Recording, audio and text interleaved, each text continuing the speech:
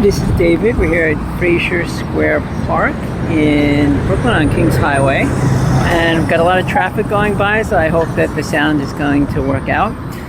Starting off, first of all, I'd like to talk to you a little bit about why we were doing this project in the first place. As we're doing this, I'm showing you this initial planting area, but we know that one of the major environmental issues facing the world today is biodiversity loss. And a good reason for biodiversity loss is habitat destruction. And that's really worldwide. So what we're trying to do here, and one way to remedy this, in a way, is to plant native plants and make mini habitats as an opportunity for particularly flying animals, invertebrates, birds, to be able to come in and use these mini habitats. And in that way, in a very small area, and also in a beautiful park, we can try to restore biodiversity. So this is Fraser Park, East 34th Street and Kings Highway in Brooklyn, and we began our planting last year in the fall of 2024. But we had to stop. We didn't do any planting. Actually, we did weeding and mulching, but we didn't do any planting because there was a drought during October. So we planted in the spring. So now this is the south planting area. You can see that we have the coleopsis beautifully blooming at this point, and we do have some insects. We can look in here on a bee. I don't know if this is native or not, but we have a bee right here on this flower, and that is really great. That's what we're looking to do. We hope to get an inventory. We have about 20 different species of native plants that we planted. This is our butterfly garden sign, and we're trying to get a sign in every planting area. This is a beard tongue, okay, right there, penstemon, beard tongue. And we hope to be able to have nice blooming all throughout the summer and the fall.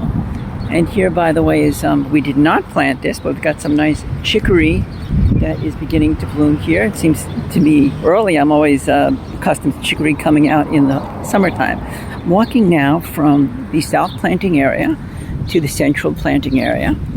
We'll go underneath this crabapple tree. Come to the nice, you can see the park is kept clean, and the residents here come around and they clean it on their own. So that's really, really good. We're walking over to the central planting area. We planted 3 planting areas that were already designated as planting areas, but they were growing nothing but weeds before we started. So we're walking right over here. You can see next to the garbage can, this is where residents have picked up trash on their own volition, which is really nice. The central planting area is smaller, and it's kind of what's central to that area is this cedar tree. And so along with that, we've kind of planted this in a woods kind of a forest style, as opposed to the field or prairie style of the other planting areas. So there's the shad bush here, and everything else still has yet to bloom, so I don't have any flowers to show you at this point, but some of the trees, the bushes are doing well. We've got the cedar here. This is more of a shaded and kind of, like I say, like a woodsy planting area, small, but I'm looking forward to kind of developing that woods type. Maybe we can even put out some feeders for birds, some suet feeders. Maybe we can attract some woods type birds. I've seen 2 native species of birds here in the park, the mourning dove and the blue jay. Those are the only 2 native species. Finally, right next to the central planting area is this northern planting area. It's a large, I don't know if it's larger than the other one, but it's a large planting area. We have no blooming yet at this, but we do have very nice growth, and it looks like the growth is up. We've actually had quite a bit of rain this year, this spring. So we've got the combination. You can see today is very sunny. So the plants are doing well. The soil is very good, rich soil. You see the mulch that we put down already last fall. And we're looking forward to the blooming throughout the whole the season, through the rest of the spring. There's some of the non-native starlings that are hanging over here. Okay, they're welcome too. So I'd just like to finish up by saying that we're able to do this in the park with the helps of the Parks Department and Partnership of Parks. We encourage anybody to plant native plants wherever you can. If you have a terrace and you can plant in a small pot, then that's terrific. If you have an apartment building, you can get permission to plant. If you have contact with an office building or any kind of commercial property.